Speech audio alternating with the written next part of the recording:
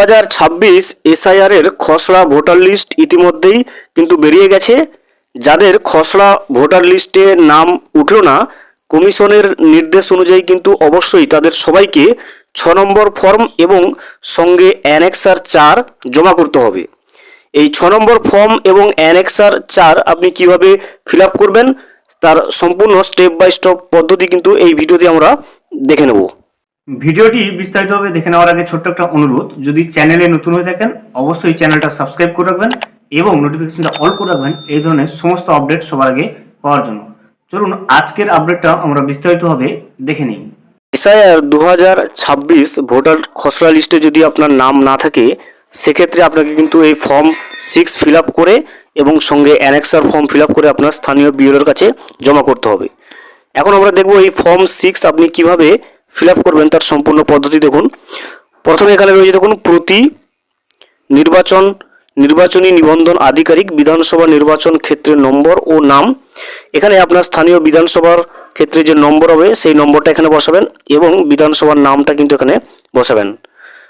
তারপরের যে অপশানটা চলছে এখন দেখুন, এখানে আপনার 4.5 সেন্টিমিটার ইন্টু 3.5 সেন্টিমিটারের একটা পাসপোর্ট সাইজ কালার ফটো বসাবেন। এরপরে যেটা রয়েছে এখান থেকে আপনি দেখে নিতে পারবেন নামের ক্ষেত্রে যেটা রয়েছে, প্রথমে আপনাকে বাংলায় নাম লিখতে হবে। প্রথমে আপনার প্রথম নাম, যদি মিডল নেম কোনো থাকে সেটা মাঝের ঘরটাতে বসাবেন এবং শেষে কিন্তু আপনার পদবিটা বসাবেন। বাংলায় নাম লেখার পরে আপনাকে কিন্তু ইংরেজিতেও একইভাবে বড় হাতের অক্ষরে লিখতে হবে। প্রথমে আপনার নাম, তারপরে ইংরেজিতে বড় হাতের অক্ষরে কোনো মিডল নেম থাকলে সেটা বসাবেন এবং শেষে কিন্তু আপনার সার নেম বা পদবিটা আপনাকে কিন্তু ইংরেজি বড় হাতের অক্ষরে কিন্তু বসাতে হবে। নাম কমপ্লিট হওয়ার পরে এখান থেকে 2 নম্বর অপশানটা চলে এসে দেখুন 2 এর ক যেটা রয়েছে, বলছে এখান থেকে আপনাকে যে কোনো একজনকে কিন্তু সিলেক্ট করতে হবে। নতুন ভোটার হলে বাবা, মা অথবা স্বামী অথবা স্ত্রী। অর্থাৎ আপনি যদি ছেলে হয়ে থাকেন সেক্ষেত্রে অবশ্যই বাবা সিলেক্ট করবেন, যদি মেয়ে হয়ে থাকেন এবং বিবাহিত হয়ে থাকেন সেক্ষেত্রে স্বামীর নামটা লিখবেন, এবং যদি মেয়ে হয়ে থাকেন অবিবাহিত হয়ে থাকেন সেক্ষেত্রে আপনি কিন্তু পিতার নামটা লিখবেন। প্রথমে এখান থেকে আপনি দেখবেন এই জায়গাটাতে আপনাকে যেটা সিলেক্ট করলেন বাবা বা স্বামী, সেই নামটা ইংরেজিতে বড় হাতের অক্ষর এখানে লিখবেন। লেখার পরে 3 নম্বর অপশানটা যেটা দেওয়া রয়েছে দেখুন, নিজের মোবাইল নম্বর যদি থাকে সেটা এখানে বসাতে হবে এবং তারপরে মেল আইডি যদি থাকে এখানে বসাবেন। এরপরে আধার কার্ড নম্বরটা যদি আপনার থাকে অবশ্যই আধার নম্বরটা দেবেন। এই ঘরে কিন্তু আপনার আধার নম্বরটা বসাবেন। আধার নম্বরটা বসানোর পরে আপনি পুরুষ বা নারী সেটা এখান থেকে নির্বাচন করবেন, অর্থাৎ পুরুষ হলে পুরুষ, নারী হলে নারী, এখান থেকে কিন্তু আপনাকে সিলেক্ট করে নিতে হবে। এরপরে আপনার যে জন্ম তারিখ DDMMYYYY এই ফরম্যাটে লিখতে হবে। প্রথমে তারিখ দেবেন, তারপরে মাস দেবেন, তারপরে বছর সিলেক্ট করবেন। এবার জন্ম তারিখ প্রমাণ করার জন্য আপনার কাছে যে ডকুমেন্টসটা রয়েছে এখান থেকে দেখে নেবেন 6টি ডকুমেন্টস। অর্থাৎ প্রথমে রয়েছে আপনার শাসনমূলক স্থানীয় সংস্থা থেকে পৌর কর্তৃপক্ষ জন্ম মৃত্যু নিবন্ধক কর্তৃক প্রদত্তের শংসাপত্র, অর্থাৎ বার্থ সার্টিফিকেট থাকলে, এছাড়া Aadhaar card, PAN card, driving licence অথবা শিক্ষাগত যোগ্যতার যে শংসাপত্র বা পাসপোর্ট, এগুলোর যে কোনো একটা থাকলে কিন্তু আপনি জন্ম তারিখের যে প্রামাণিক নথি হিসেবে ব্যবহার করতে পারবেন। এরপরে আপনাকে দেখবেন আপনি যেখানে বসবাস করছেন তার যে পার্মানেন্ট অ্যাড্রেসটা সেটা কিন্তু আপনাকে এখানে বসাতে হবে। প্রথমে আপনি বাংলাতে বসাবেন, তারপরে ইংরেজিতে। প্রথমে আপনি এখান থেকে দেখবেন গৃহ নম্বর বসাবেন, এরপরে নিচে হাউস নম্বর, তারপরে শহর বা গ্রামের নাম বাংলাতে লিখবেন, ইংরেজিতে একইভাবে নিচে টাউন বা ভিলেজের নাম ইংরেজিতে লিখবেন। এরপরে পিনকোড বসাবেন এবং জেলার নামটা লিখবেন। এক্ষেত্রেও এইভাবেও কিন্তু এই ঘরটাতে একইভাবে গলি বা এলাকা বা অঞ্চল, মহল্লা, রাস্তা এটা বাংলায় লিখবেন, ইংরেজিতেও একইভাবে লিখবেন। ডাকঘর অর্থাৎ পোস্ট অফিসের নাম বাংলায় এবং ইংরেজিতে। তারপরে তহসিল, তালুক, মণ্ডল বা রাজ্য লেখার পরে নিচে কিন্তু আপনার রাজ্যের নামটা লিখে দেবেন। লিখে দিলে কিন্তু আপনার ফর্ম 6 এইভাবে কিন্তু ফিল আপ করার পদ্ধতিটা সম্পূর্ণ হবে। এরপরে আমরা কিন্তু অ্যানেক্সার ফর্ম কীভাবে ফিল আপ করবেন সেটা দেখে নেব। 2026 খসড়া ভোটার লিস্টের নাম না থাকলে সেক্ষেত্রে আপনাকে ফর্ম 6-এর সঙ্গে কিন্তু এই অ্যানেক্সার ফর্ম জমা দিতে হবে। এই মুহূর্তে যেটা দেখতে পাচ্ছেন এটা কিন্তু সেই অ্যানেক্সার 4-এর ফর্ম। এখানে আপনি কিভাবে ফিল আপ করবেন দেখুন, এই মুহূর্তে দেখা রয়েছে এখানে যিনি অ্যাপ্লিকেশন করছেন নতুন ভোটারের জন্য অ্যাপ্লিক্যান্ট নেমটা এখানে বসাবেন। এরপরে মোবাইল নাম্বার বসাবেন এখানে মোবাইল নাম্বারের ঘরে, তারপরে কিন্তু আপনার অ্যাড্রেসটা এখানে যতটা সম্ভব হয় বসাবেন।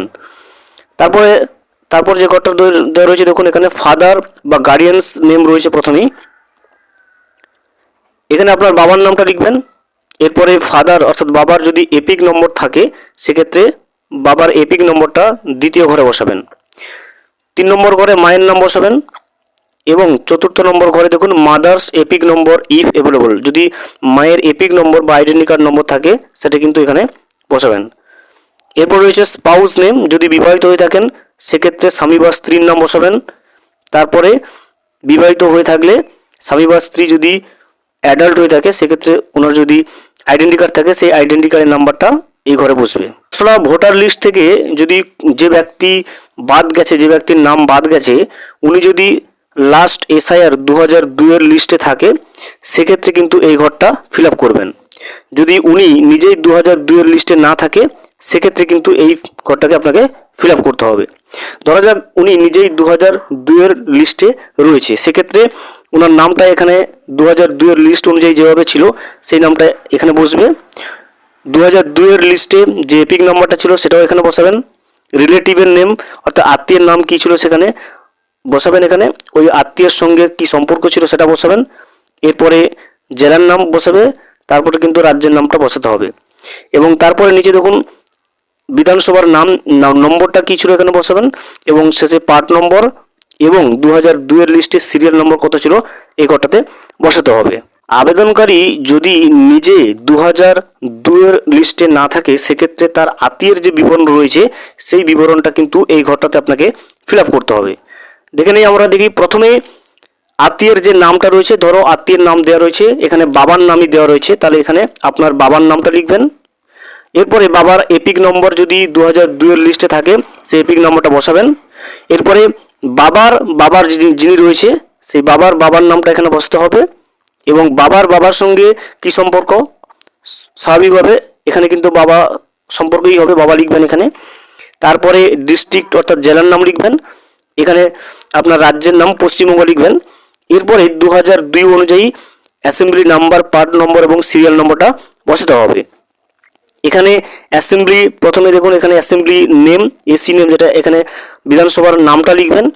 এরপরে এখানে অ্যাসেম্বলি নম্বরটা বসাবেন, এরপরে পার্ট নম্বর এবং তারপরে 2002-এ যে সিরিয়াল নম্বরটা ছিল সেই সিরিয়াল নম্বরটা কিন্তু এখানে বসাতে হবে। ফর্মটা সম্পূর্ণভাবে ফিল আপ করার পরে যিনি আবেদন করছেন তার সিগনেচার কিন্তু এখানে দেবেন।